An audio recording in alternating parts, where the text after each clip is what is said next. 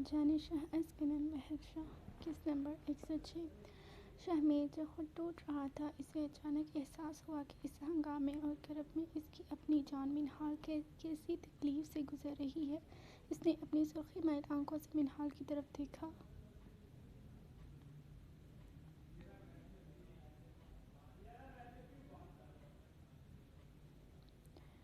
جو دیوار سے لگی سسکیاں لے رہی تھی۔ شہمیر نے تڑپ کے ساتھ قدم بڑھایا اور منہال کو اپنی باہوں کے مضبوط حصار میں سمیٹ لیا۔ اسے حق کرتے ہوئے شہمیر کو محسوس ہوا کہ منہال کا پورا وجود کانپ رہا ہے۔ بس منہال، بس میری جان۔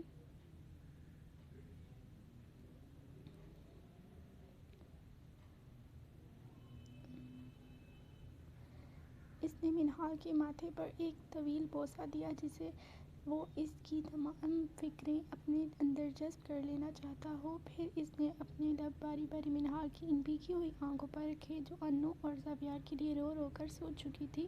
آپ کو ریلیکس رہنا ہوگا منہال، یاد ہے؟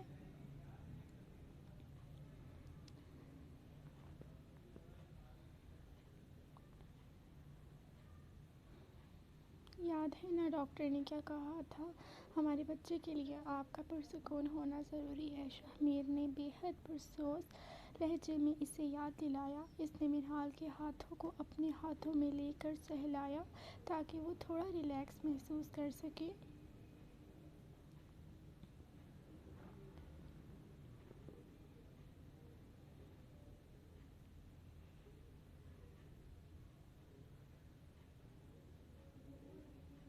اس ماحول میں شہمیر کی یہ پوزیسیونیس منہال کے لیے مرہم کی طرح تھی۔ منہال نے ایک لمبا سانس لیا اور شہمیر کے کندھے پر اپنا سر رکھ دیا۔ اسے اس وقت شہمیر کی اس ڈھال کی بے حد ضرورت تھی۔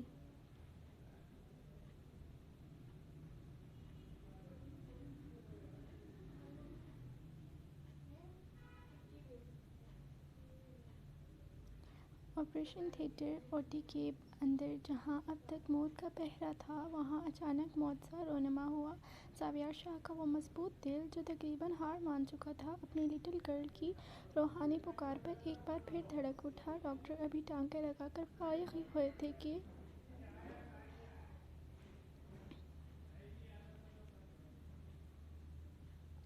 زاویار کے بند پیوٹوں میں ہلکی سی جنبش ہوئی۔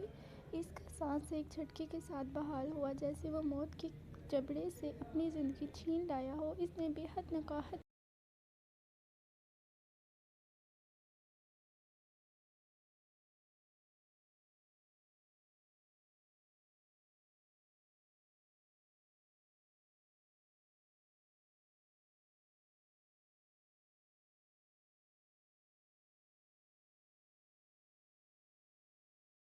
طرف سے بھری ہوئی سرگوشی تھی، مگر اس میں وہ پوزیسیونیس اب بھی برقرار تھی جو اس کا خاصہ تھی۔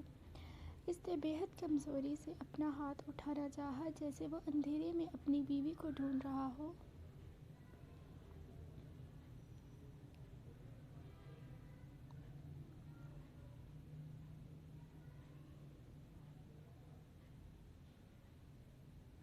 زاویار نے اندر بیڈ پر پڑے ہوئے ہی نرس کا ہاتھ جھٹکا۔ اس کی آنکھیں اب غصے اور طرب سے بھر رہی تھیں۔ عنایہ، کہاں ہے میری بیوی؟ اسے میرے پاس لاؤ۔ اسے محسوس ہو رہا تھا کہ اس کا بچہ تکلیف میں ہے اور وہ اس کے پاس نہیں۔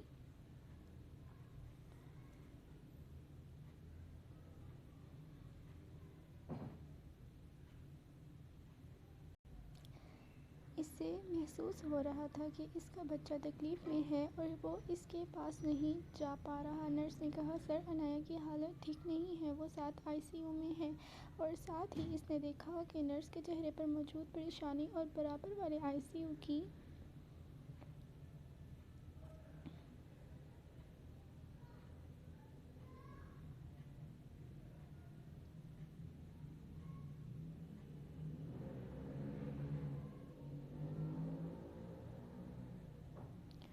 طرف اٹھتی ڈاکٹرز کی دوڑ لگاتی ٹیم کو دیکھا۔ انو آئی سی یو میں ہے؟ زاویار کی آواز میں وہ جنونی جلال تھا کہ ڈاکٹر کے بھی پسینے چھوٹ گئے۔ سر، آپ ابھی نہیں جا سکتے، آپ کے ٹانکے کھل جائیں گے، آپ کی حالت۔ ڈاکٹر کی بات ابھی مکمل بھی نہیں ہوئی تھی کہ زاویار نے اپنے ہاتھ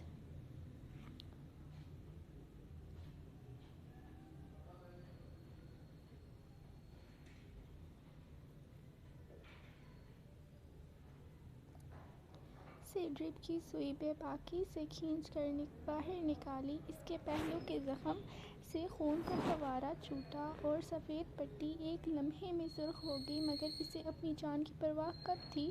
وہ دیوانہ وار بیڈ سے اترا، اس کا قد آور وجود نکاہت سے لڑکھڑایا، مگر اس نے دیوار کا سہارا لے لیا۔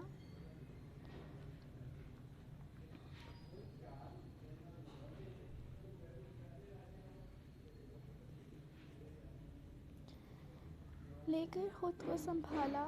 حسن اور شاہمیر نے جیسے ہی اسے کوریڈور میں لڑکھڑاتے دیکھا، وہ تڑپ کر اسے تھامنے کے لیے لپکے۔ بھائی، آپ کیا کر رہے ہیں؟ گر جائیں گے آپ! شاہمیر نے چیخ کر اسے روکنا چاہا، مگر زاویار نے ایک پاک جھٹکے سے اسے پیچھے دھکیل دیا۔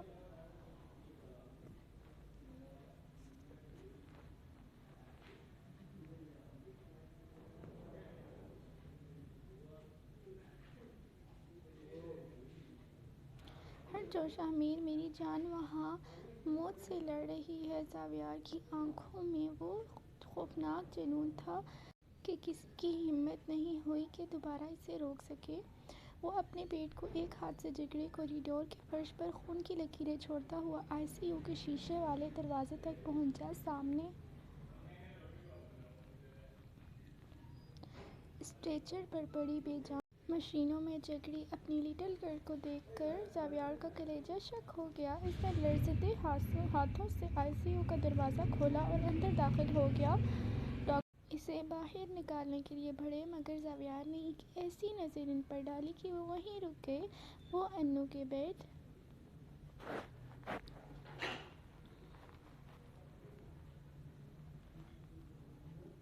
کے قریب پہنچا اور اس کا وہ ننھا سا ہاتھ، جس میں نیلی رگیں ابھری ہوئی تھیں، اپنے خون آلودہ ہاتھوں میں تھام لیا۔ عنایات، میں آ گیا ہوں، اپنے حبیب کو دیکھو میری جان۔ زاویار نے بے حد پرسوز لہجے میں اس کے کان میں سرگوشی کی اور اس کی ہتھیلی